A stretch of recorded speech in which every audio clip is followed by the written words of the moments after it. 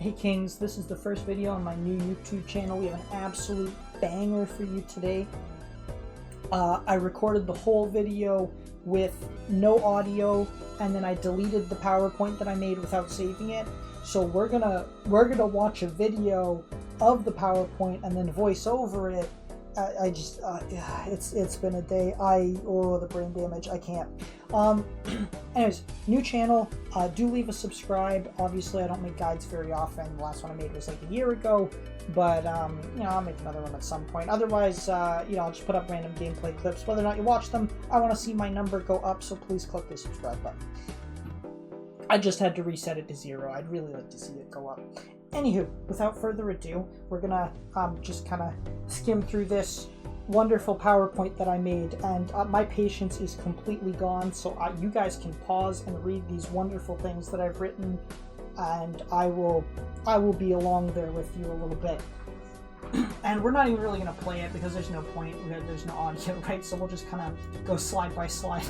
I hate this so much. Okay, so hand order of play. I mentioned this is a beginner's guide. I'm using my words. This is a beginner's guide. It's for beginners. If you're not a beginner, this guide is not for you. If you're smart enough to tell me I'm wrong about something, this guide is not for you. Okay, so disclaimer aside, how do hands score? Right, we'll start with the real basics and we'll just kind of go through some strategy and stuff. You have a hand.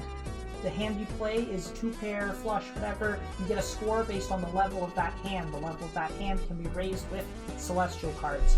That's going to be this number here. Then you're going to play a bunch of cards. The cards that you play have chip value. The cards that are part of this hand will add their score over here as they trigger from left to right, as well as any abilities on the cards. This means you usually want glass cards on the right and flat multiplier cards like lucky or multi cards on the left.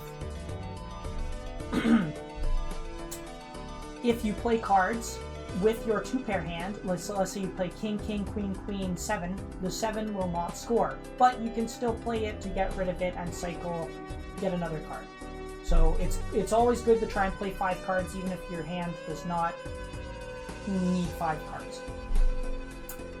This one is also the phase where jokers that trigger on the cards being scored will trigger. So even though the jokers themselves don't go yet, if like this walkie-talkie gives like a bonus to 10s and you score a 10 and that bonus is when it's scored, it'll happen now in the second phase.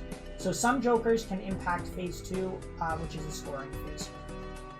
Then the next thing that you would expect to happen is the jokers. That's not what happens. The hand happens next, again from left to right, and so you'll trigger steel cards, and that's pretty much what you're going to trigger. Of course, the steel cards with red stamps will trigger twice, and so that's really good. So red stamps on steel cards, very good, big bueno.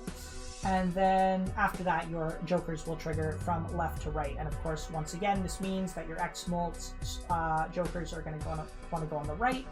And then your flat Molt jokers are going to go, to the left of that. Where the chips are doesn't matter. Where your miscellaneous jokers are doesn't matter. Try and keep it organized. You'll have an easier time. It's good to know what the hell is going on. Okay, moving on. Let's see if we can find the next slide here. Great. Yeah, so types of jokers, we got money generators, they make money. Support jokers, they do things that are not making money, chips, molts, they just do miscellaneous stuff, obviously, right? Things like your heart and diamond jokers are all treated as the same suit, right? Then we have chip jokers, they give you chips. Additive multiplier jokers, it's the plus molt. And then multiplicative multiplier jokers, that's the X molt. One adds, and then one multiplies. And if we remember how math works, or maybe you're just learning, but adding first, then the multiplying is better than the multiplying and then adding in the most cases. Okay? And then we have retriggers, which of course will trigger during the trigger phase as well. Just like this Fibonacci, for example, is for played aces when scored, keywords when scored. This triggers during the scoring phase, not when the jokers trigger, so that's how those ones work. Anywho, X-Molt on the right. We have quite a few options for jokers. How do we want to use them? Rule of thumb. And again, I cannot stress enough, this is very beginner level, like, there's nuance here. Of course there's nuance here. There's exceptions here, but get yourself one chips joker, get yourself one flat molt joker, and then get yourself as many flat and X-Molt jokers on top of that as you can, ideally at least one X-Molt joker. If you have one chips, one flat molt, and one X-Molt, you're probably doing pretty well, and then you kind of fill out with more X-Molt and flat molts, whatever you can get. Try not to go above one miscellaneous joker. You don't always even need a miscellaneous joker, but if you're going to take one, don't go above one. And ideally, if you can, like, kind of maybe, you know, compensate on that by not taking a chips joker, you can get chips in all kinds of ways. You can level up your hand, you can get a foil joker, you can get bonus on a card, you can just play big hands, right? If you play 5 face cards, right, it's 50 extra flat, right? So chips is not a high priority, but it's kind of nice to have like one decent chip joker. I emphasis on the word decent. Let's look at what decent jokers are. They need to have either good numbers, they need to be scalable, one of those two things, or they're bad. So for molt jokers, this is the obvious one, is a lot of jokers will give you somewhere in the range of 1 in 20 flat molt if they're not scalable. Scalable ones can go much higher, up to 100 or more. So outside of the really good obvious scalable jokers, if you're getting a joker that has no condition or an easy condition, it's giving you 15 to 20 molt, that's usually pretty good. That's a pretty good baseline. The ones that give you, like, you know, 4 to 10 molt, not so good. Pretty bad. You want to replace them as soon as you can. I mean, any holographic joker that does nothing is the same as a joker that sometimes gives you 10 molt. If not, it's better anyway. So, and of course, obviously, things that synergize with your strategy, this referring to like miscellaneous jokers. If you're doing something and then the joker benefits that, obviously that would be good. There's going to be some weird combos, right? You can look up all kinds of combos. Everything is some kind of combo. Example being the Midas Joker, which makes all face cards you play gold, and then the Vampire Joker, which eats enhancements from, removes them from your cards, and then gives permanent X-Molt to the Joker, and so you're basically just farming that Joker up. Or you can have Hologram, which gives you X-Molt every time you add a card to your deck, and then a card like DNA that just adds a card to your deck every round. And then the more rounds you do, the bigger your numbers are going to be. It's going to be very easy to play those runs. Moving on.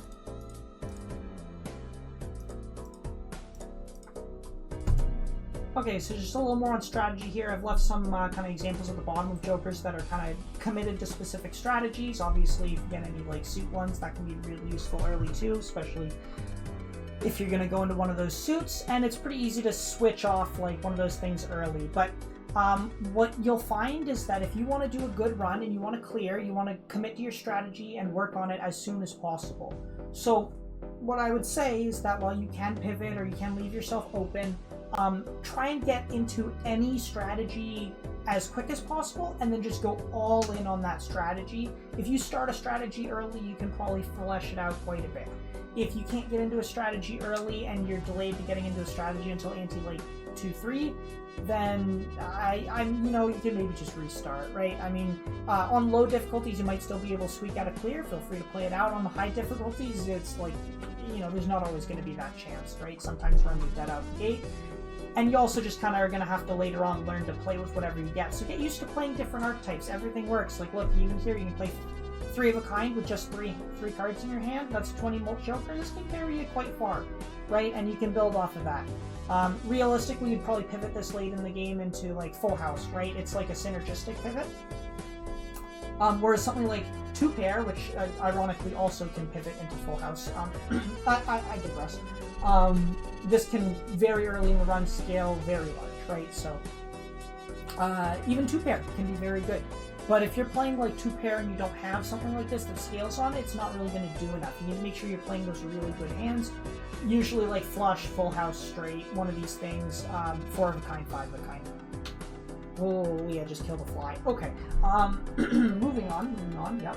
I know I'm speed running a little bit. Again, you'll have to bear with me here. I've been at this for like 2 hours. I'm so sorry. Strategy. few different options. As you can see here, this is one of the better decks that I've made before. It's not even the best deck ever. These aren't like polychrome, right? I wish I had the Jokers here. Obviously, this was a good run. But if you can just get multiple buffs on one card, and then just duplicate the hell out of it, maybe clear out the other cards of your deck with like Hangman, Death, Immolate, stuff like this, and you can just end up with a deck like this. Obviously, you can see just by looking at it how effective that is. The only problem with this deck is I needed to have like 10 of these aces, and then I could have played more hands, or at least 5 of these stamp ones, right? So I could have a better hand. But yeah, like this kind of thing can carry you quite far, but you're not going to get into this every time. Right, so if you're not able to open a standard pack and get like, you know, like a foil stamp base or like a, you know, like a polychrome glass 2 or something like that, right? That's totally fine. The most simple and effective strategy, especially when you're just kind of getting started, is just play flushes. Flushes are easy. You can go with 2 suits. You don't have to even do 1 full suit flush. You can kind of focus on 2 suits, or maybe do 1 overall color, reds or blacks. There are advantages to doing this. You get some unlocks, right? And it works, it's easy. You don't have to worry about how many cards are in your deck, although you can still remove the bad ones. But you can also add more of the specific suit without having to remove cards. You can dilute the pool, which takes us to strategy C, which is just dilute the garbage. You just keep adding, like, let's say you're on aces, keep adding aces, dilute the pool, right? If you're not on flushes and you're looking at numbers, make sure you're looking at cards like strength to like convert bad cards into good cards. If you're on aces, you can convert a couple kings. It's pretty good, right? So,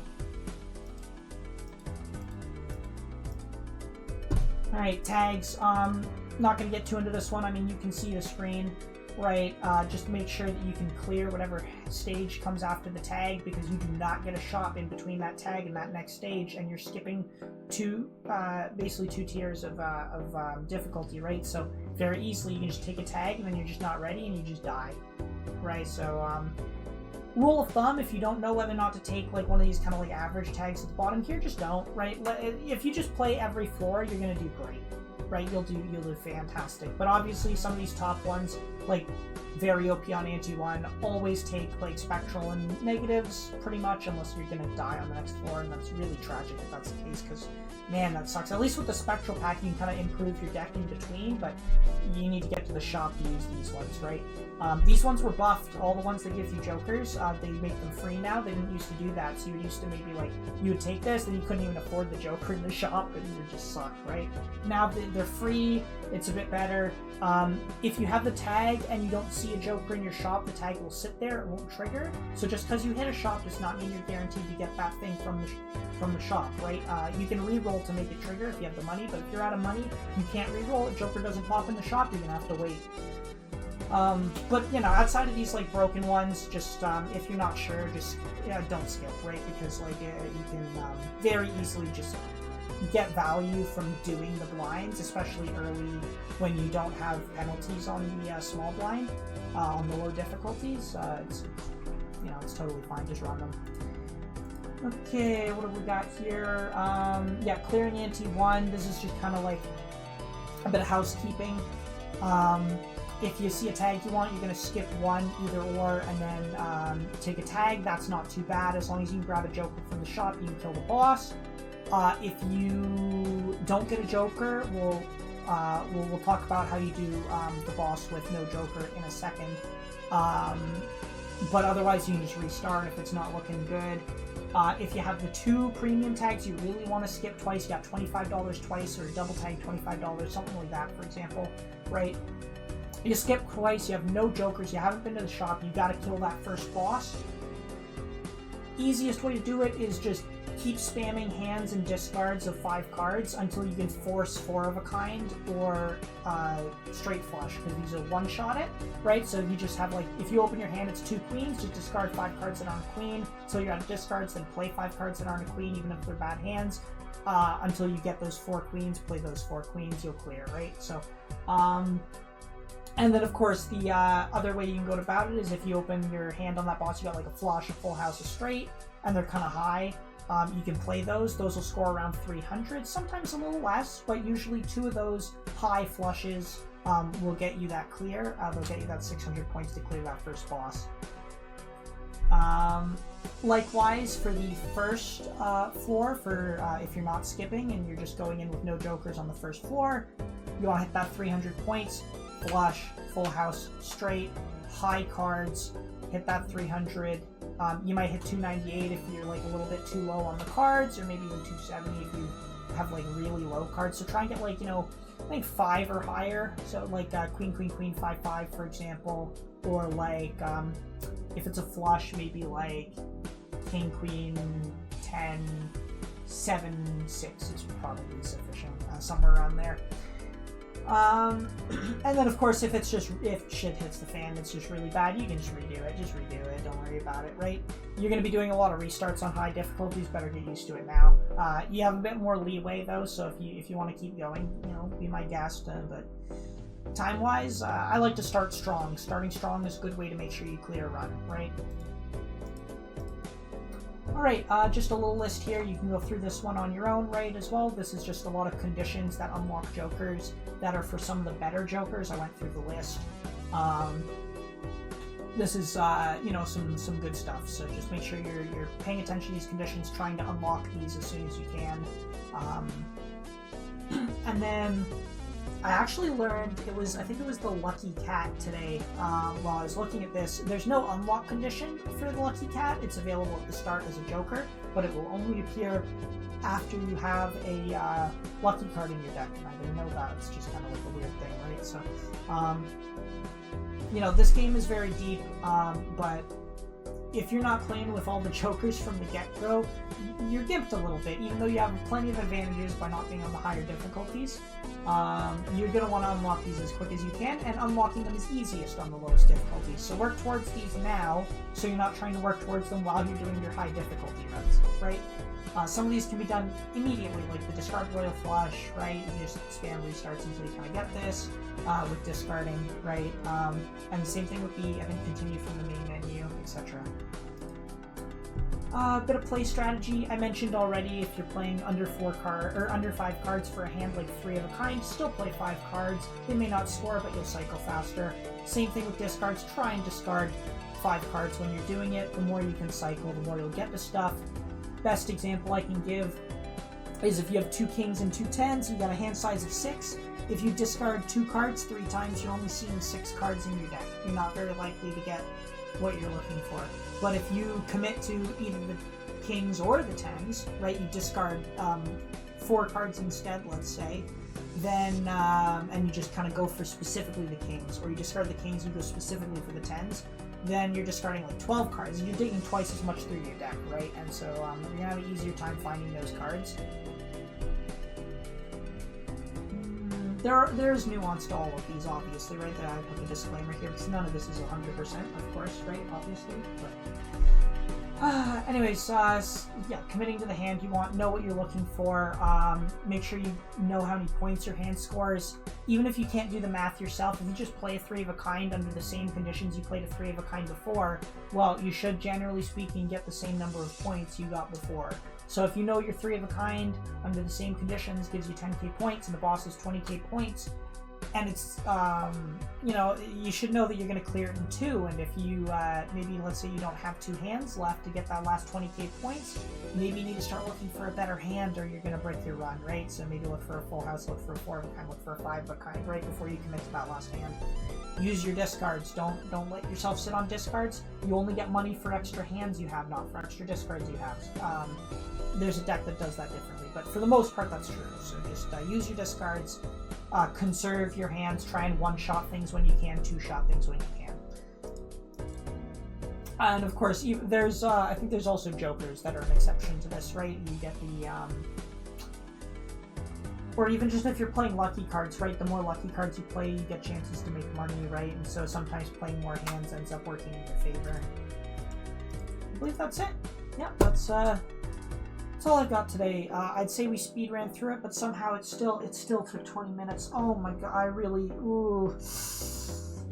Surely this is the take, right? Like I didn't forget to record again, right? Not a chance. Yep. Okay. Go ahead, subscribe, and join the Discord. Link in the description. If you have questions or you want to post a run, you can take a look at it, right? And maybe give me some tips. Peace.